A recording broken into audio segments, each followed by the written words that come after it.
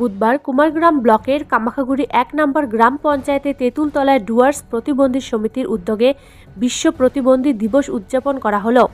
প্রথমে জাতীয় পতাকা ও সংগঠনের পতাকা উত্তোলন করা হয়। এরপর মঞ্চে সাংস্কৃতিক অনুষ্ঠান করা হয়। উপস্থিত ছিলেন সমাজসেবী মিঠু দাস, সুনীল মাহাতো, লুইস কুজুর, কামাখাগুড়ি লায়ন্স ক্লাবের কর্মকর্তা ডাক্তার দীপক সাহা, পলাশ দে সহ অন্যান্যরা। প্রতিবন্ধীদের অধিকার ও দাবি নিয়ে এদিনের অনুষ্ঠানে আলোচনা করেন উপস্থিত বিশিষ্টজনেরা।